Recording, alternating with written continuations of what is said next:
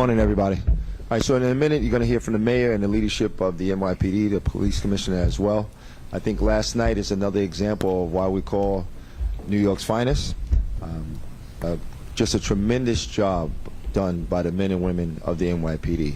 Such restraint, such precision, just a totally great job by the men and women of the NYPD, especially our ESU, SRG, and CRT units. So I can, from all of us up here, we just want to commend them, and I'm sure from most of the New Yorkers we spoke to, big kudos to those units and all of the cops who helped in that operation last night. So let's get this started, and let's hear from the mayor of New York City, Eric Adams. Thank you so much, Tariq. I want to be clear that although there was a massive operation taking place at Columbia University, we also was dealing with an operation taking place at CUNY, and we also had a city to protect. So this is not the department that will deal with one production at a time. There are a multitude of things that happens in a city of this capacity and magnitude, and you have to be a well-organized professional operation to deal with all of those encounters. And I just want to thank Commissioner Caban, the Chief of Department, Madry, Chief Shell, Commissioner Daughtry, First Deputy Commissioner Kinsella, and the entire operation. And specifically, I just really want to thank Commissioner Weiner. She was the one that was monitoring the situation when I first started seeing the protests take place in the city. It just did not fit right.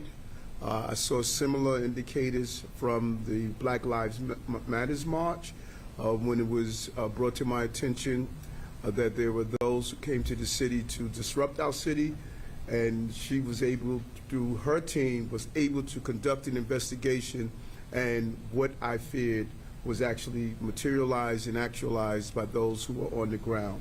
And I know that there are those who are attempting to say, well, the majority of people may have been students. You don't have to be the majority to influence and co-op an operation. That is what this is about.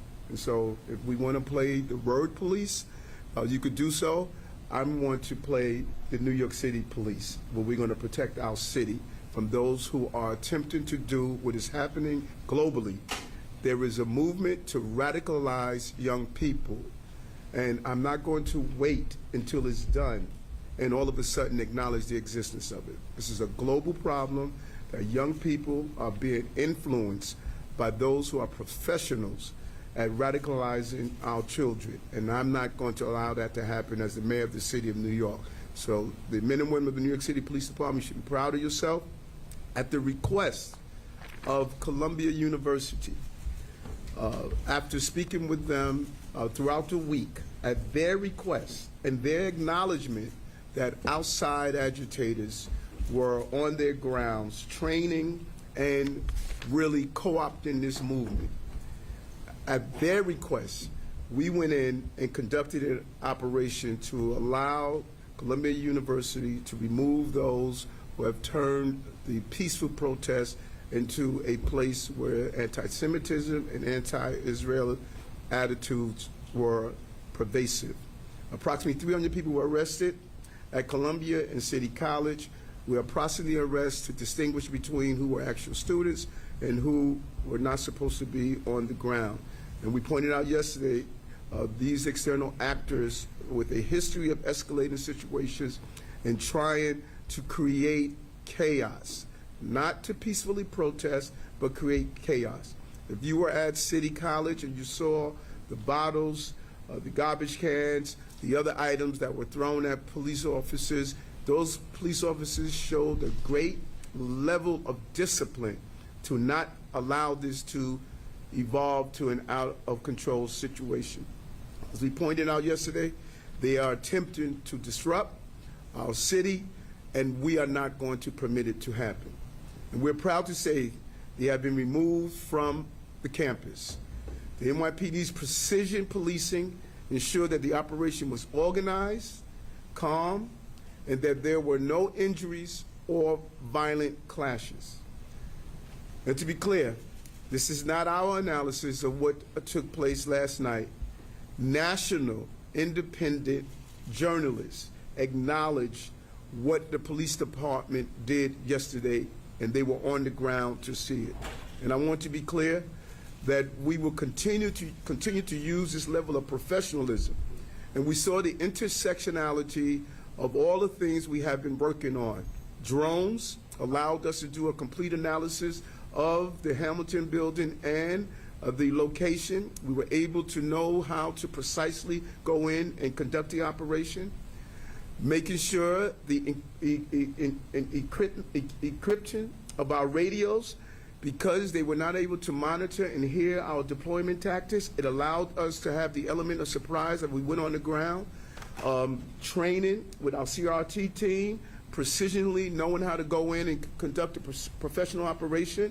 We didn't wake up and executed a plan. This is a plan that has been put in place since January 2022, when we understood our police department had to be prepared for uncertainties like this. And so the request we received in writing could not have been clearer. While those who broke into the building did include students, it was led by individuals who are not affiliated with the university. The school needed the NYPD's assistance to clear Hamilton Hall and the encampments outside, a dual operation on the grounds that took place successfully, clearing the tents, taking back and reclaiming Hamilton Hall. And we said from the beginning that students have a right to protest, and free speech is the cornerstone of our society. But as our major concern, we knew and we saw that there were those who were never concerned about free speech. They were concerned about chaos. It was about external actors hijacking peaceful protests and influence students to escalate. There's nothing peaceful about barricading buildings, destroying property, or dismantling security cameras. We cannot allow what should be a lawful protest to turn into a violent spectacle that saves and serves no purpose, as I said. There's no place for acts of hate in our city. We made that clear. That's from anti-Semitism to Islamophobia to anti-Sikhism and other communities, as our AAPI community. We have been consistent. There's no place for hate in this city, and I want to continue to commend the professionalism of the police department and to thank Columbia University. It was a tough decision. We understood that. But with the very clear evidence of their observation and the clear evidence from our intelligence division that they understood it was time to move and the action had to end. And we brought it to a peaceful conclusion. And we're going to continue to coordinate with Columbia, as we have been from the start, and all of our academic institutions, to find a peaceful middle of allowing our young people to protest without violence. We support the right of free speech and open debate. We will always protect the right to protest, but we must balance the right with keeping students, the school, and our city safe. And it is a combined effort that we're going to continue to move in the right direction to accomplish this goal. We know that this is only a comma in the full sentence of public protection in the city. This is not a celebratory moment. We should never had to get here in the first place. We can't create environments while children could be in danger, and we must push back on all attempts to radicalize our young people in the city like we're seeing across the entire globe. Commissioner, thank you for a job well done, and turn it over to you at this time.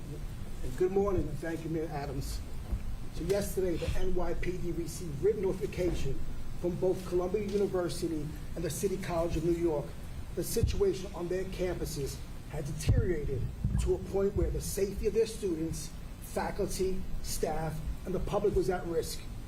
So last night, at both schools' requests, the NYPD entered the campuses and removed protesters who refused to leave the area.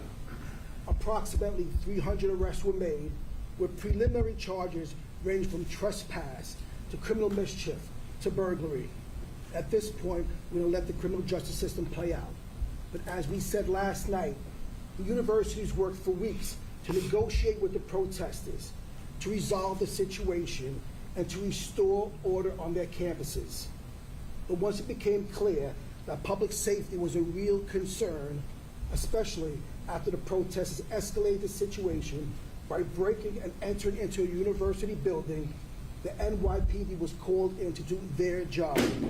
I just want to say to the men and women of this department, thank you. Since the terrorist attack of October 7th, the NYPD has responded to more than 2,400 protests and demonstrations across this city. About 1,100 of those were related to the situation in Israel and Palestine. And at every one, we've worked to keep protesters safe and protect their First Amendment rights. At the same time, we work to keep our residents and workforce safe, to make sure our neighborhoods have full access to emergency services, and to keep life moving in the largest city in the nation. This isn't easy work, but no one does it better than the men and women of the NYPD.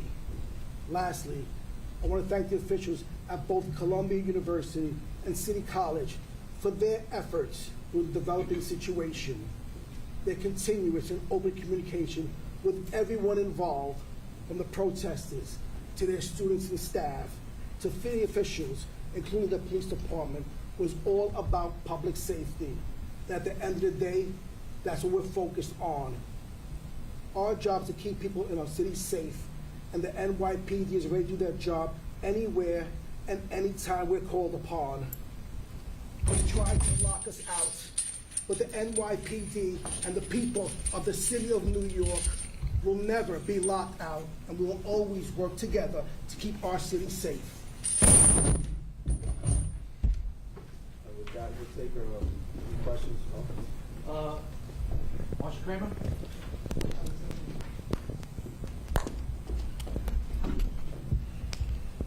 Commissioner and Mr. Mayor, I wonder if you could tell us how many of the people who were arrested, both inside Hamilton Hall and outside, were not affiliated with the school, were not students, were outside agitators, both inside and outside. And I have a second question. Thank you. I'll pass that question over to our Chief Patrol, John Shaw. So right now, as it breaks down, we have 282 arrests. As of right now, we have 282 arrests. 173 of those came from City College, 109 came from Columbia. How it breaks down to your question, we'll have that answer sometime today. We haven't broken it down yet, but we'll have that answer. Can you give us any more details about the people who were not affiliated with them? Or were they what groups they were associated with? Good morning.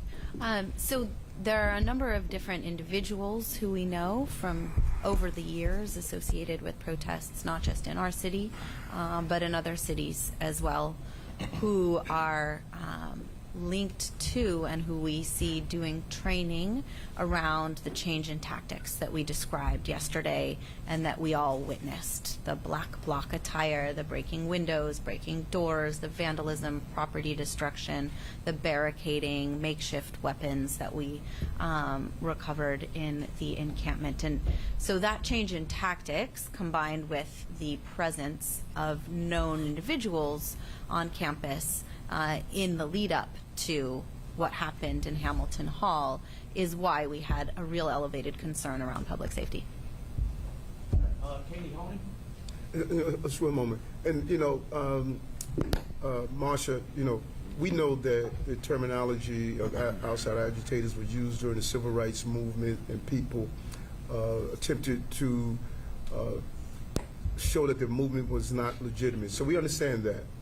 But this police department cannot get caught up on what's the political correct terminology. We have to be caught up on public safety. There were individuals on the campus, should not have been there. There were people who are professionals, and we saw evidence of training. We saw a shift in tactics that were being used. And when you start using the intelligence that Intel was able to supply, we knew it was time to communicate directly with the school and say, you have more than a peaceful protest on your hand. Yeah, and Mr. Mayor, if I could just add to that, just as the letter said that we received from Columbia, this was led by outside agitators. And this was also stated in the letter that we received when Columbia asked us to move in.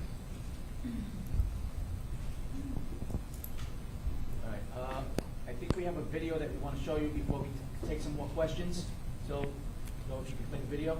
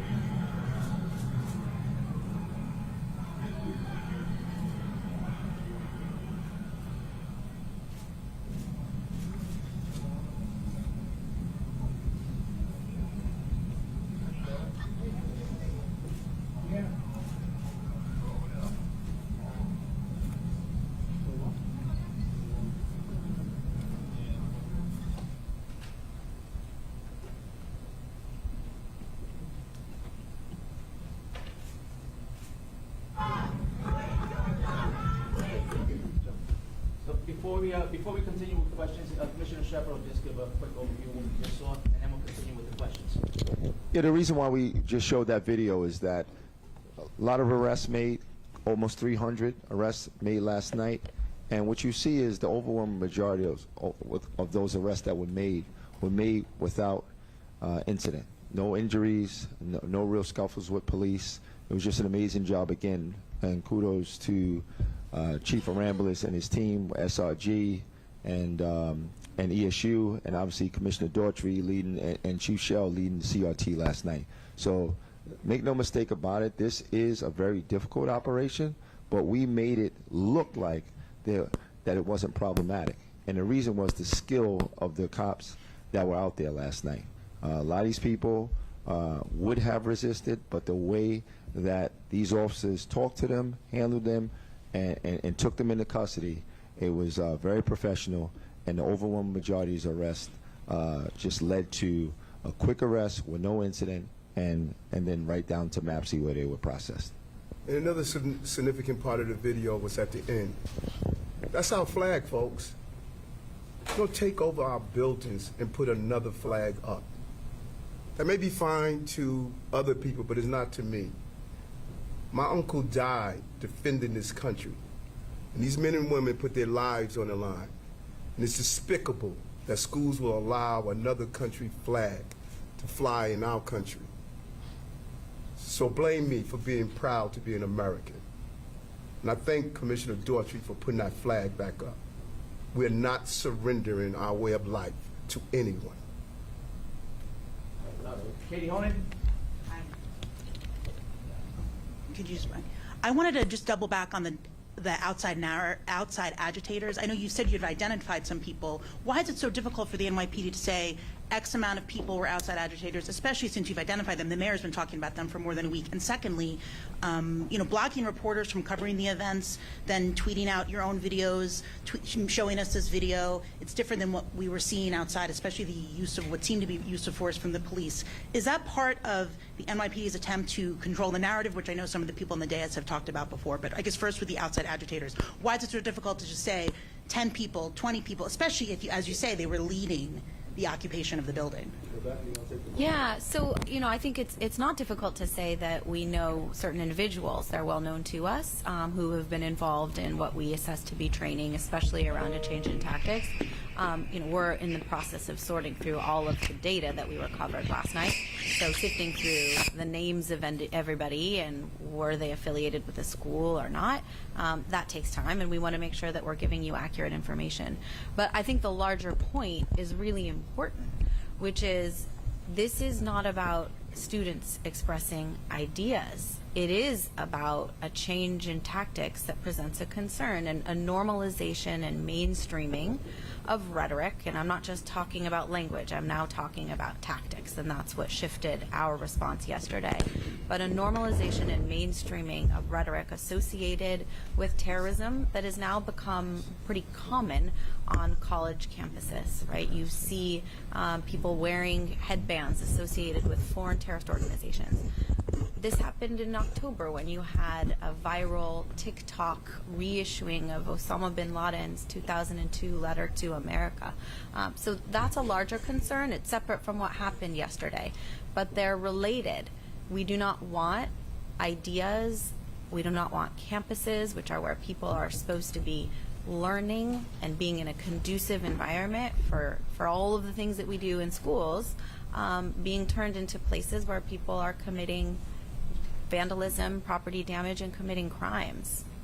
But if you know who the leaders are, you said yesterday at a press conference, it would be repeated on national television. Why not say 3, 4, 5 people? The mayor said last week that he questioned why all the tents were the same when they aren't. It's this question of outside agitators. There's been a prevalent message being shared by the NYPD in City Hall. So can you offer us any more insight into it beyond just a lot that they sold to Columbia students? Let me be very clear. This is an ongoing, evolving investigation. The Intelligence Division must be extremely sensitive about information they release. Our goal is not to ensure you get a good story. Our goal is to make sure that we tell the right story. There are people that we have been watching in organizations that are not part of the campus. We've been very clear. There are individuals and organizations that are not students. We're seeing a shift in tactics that are being used, destruction of property, destructions of cameras, and so many other things. We saw paraphernalia and pamphlets about disruptions. There's a series of things that the Intelligence Division has brought to make a determination that there's an influence going on right now. Now, we know that people would rather us put in a neat little bow, but that is not the way law enforcement operate, and we're not going to release any information that is too sensitive to release at this time. We know there are outside individuals that have been influencing of this issue. And Katie, the second part of your question when it comes to the press. So just take you back through yesterday. We released 2 messages to the press right before this operation was taking place, that if you are a member of the press and you wanted to get some access and get some shots, to come and meet a DCPI representative on 114th Street, and then we'll work it out with you from there. The reason why we have our own cameras inside of there is because we have police officers. They have tactical gear, they have helmets, they have vests, and we don't know what to expect when we go through these doors. So we cannot just take the press and go hitting doors with ESU. It doesn't work like that. When we were very transparent, and we also shared our video with members of the media this morning. It's available from DCPI now to continue sharing. All right. And Commissioner, let me just add on to that. When we, and Carlos, you can chime in if you want, but when we took action on NYU, when we received NYU's letter that they want to declare their encampment, when I tell you my own personal opinion is that the press kind of got in the way of our operation. There was hundreds of views getting in the way of officers as they were trying to make arrests. Okay, well, I'm saying it was more than 50, and we got video to prove that. So thank you, Commissioner Shepard, for getting the press together so we can know where the press is at, and that we don't confuse them with the students or protesters. Thank you. All right, then we'll follow up. Oh, thanks. Thanks. So my question is twofold. I want to know about the individuals who are in training who made these makeshift weapons, who have the pamphlets and all of that. Is that one certain group? Would you call this a new breed of homegrown terrorists that we should be worried about here in New York City if you're tracking them across America? And then my second question is about that impressive tactic of going into the building on that Bearcat that was dramatic and impressive to see. Was there something about the timing of when you did that? Can you paint a picture of what was going inside, what you could see on the drones? With those makeshift weapons, was violence imminent? And did you think at that point you have to go in? So Commissioner Wine in particular, Yeah, no, I mean, I think it's really important to very, in a nuanced way, describe what we're seeing. And I wouldn't describe it as a new breed of homegrown terrorism. There is, though, a concern around radicalization, as the mayor and the police commissioner have conveyed, I think, very effectively. This is a time when, if you have, and to your point about being more specific, last week there was the wife of somebody who had been convicted for material support to terrorism on campus, and we have no evidence of any criminal wrongdoing on her part. But that's not somebody who I would want necessarily influencing my child if I were a parent of somebody at Columbia, or the individuals who are involved in doing some of this training and tactical awareness activity. These students don't come in the doors knowing how to barricade themselves behind barriers that they've created, right? These are all skills that are taught and learned, and that presents a problem. And so, this is not about policing ideas in any way, shape, or form. It is about recognizing when there is an actual public safety concern. And we mentioned this yesterday, but it's worth reiterating to the protesters themselves. If you're barricaded in a building and an emergency happens, there's a risk to you. So it's specific, and we have to be calibrated, but we also have to be open and honest about what we're seeing, and we're seeing a trajectory that concerns us. Oh, yeah, so some images of stuff that was recovered, and, there was the image on the bottom left was pretty widespread distribution in the initial weeks after October 7th, and when we saw a lot of big numbers of individuals in protests, which is just a map of locations that were focused on for protest activity. Imagery on the top right suggesting fomenting chaos and squatting as a tactic, which we've seen in protests previously, some zip ties and some what we would call a very rudimentary makeshift weapon. And I think the reason for all of the protective gear that you saw last night, and I don't want to speak for my colleagues who specialize in this, is to protect officers when you're going into a situation that you don't fully understand what might greet you on the other side of the door. So this is important, and it is not just a New York City issue. It's obviously not just a Columbia issue. We saw it spread to CCNY last night, but this is unfolding across the country and in Europe as well. So this is a challenge we're all going to be dealing with for some time. So good morning, everyone. So it took carefully planning, especially with the chief of department, Chief Madry, and also all the executive boards, chief members that in our department, to plan this tactics to enter this building.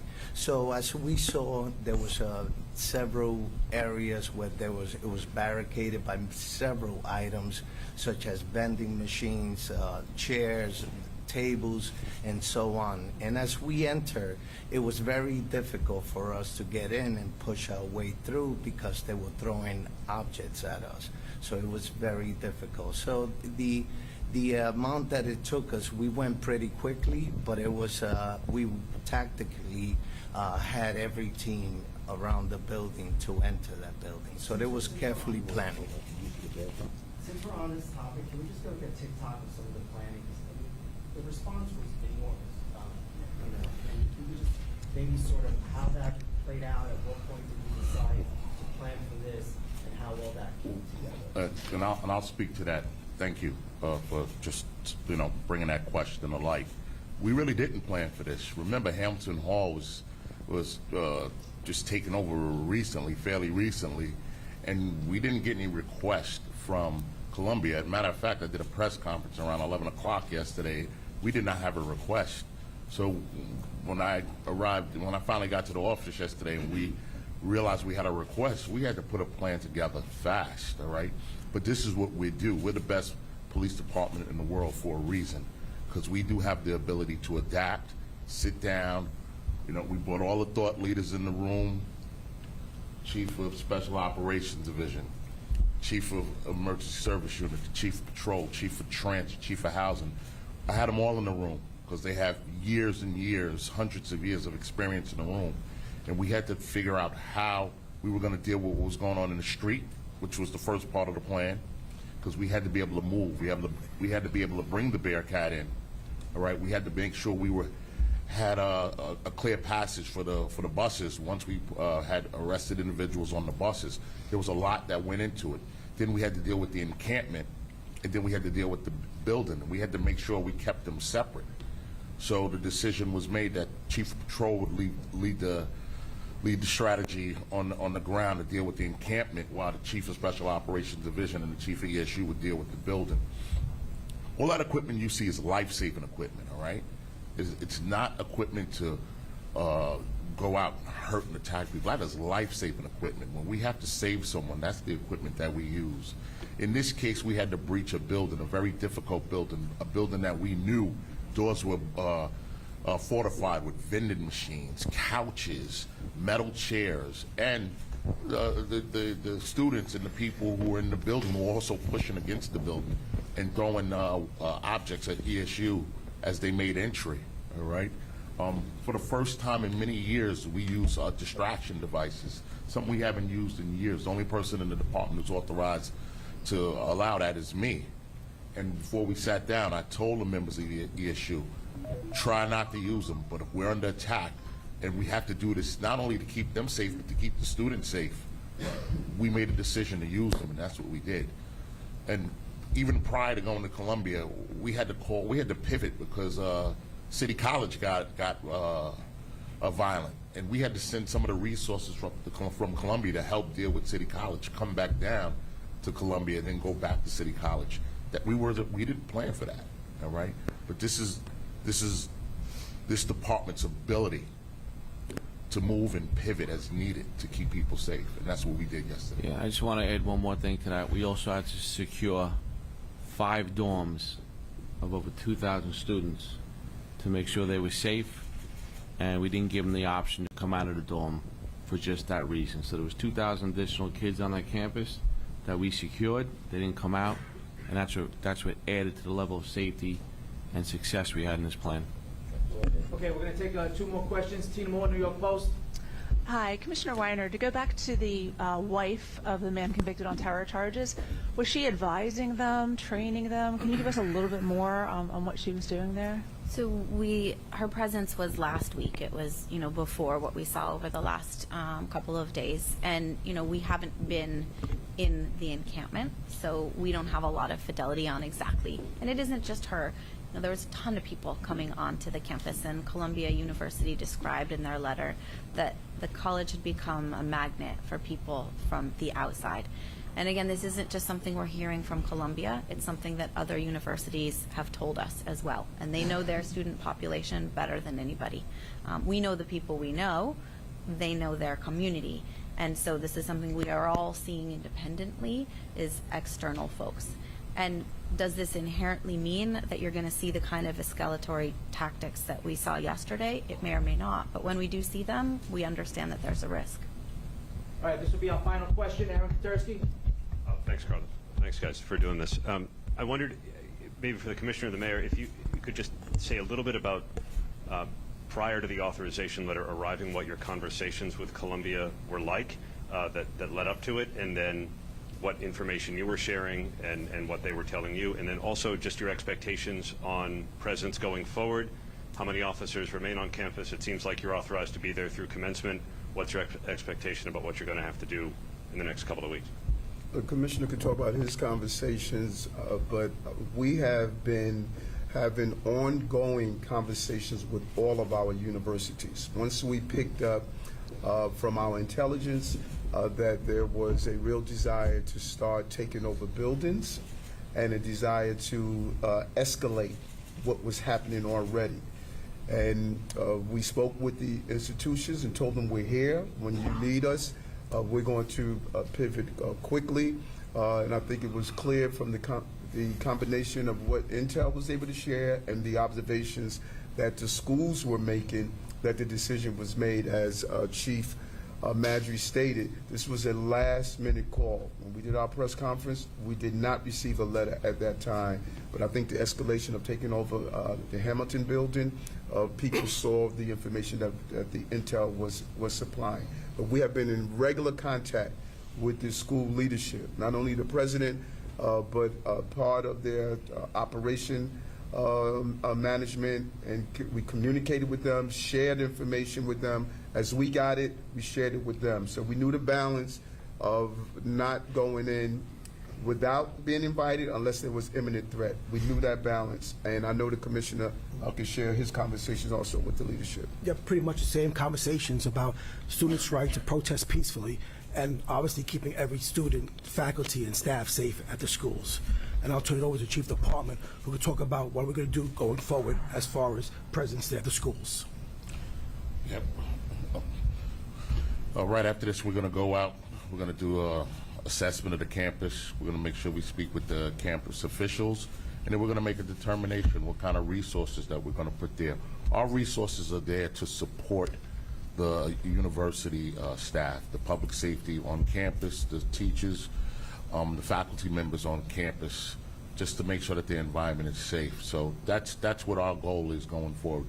We're going to see how we can assist them, make a determination how many officers that will be needed to do that, so that the campus, the faculty, public safety, the teachers, the leadership, they can function and get through commencement. So there'll be an NYPD. The campus is secure as we speak, and we'll do a reassessment like Chief Madry just mentioned. Thank you, everyone. Thank you, everyone, for your time and attention. Thank you. Raise your hand. Follow up. Katie, Katie, come grab us. It's not a fight club. Come grab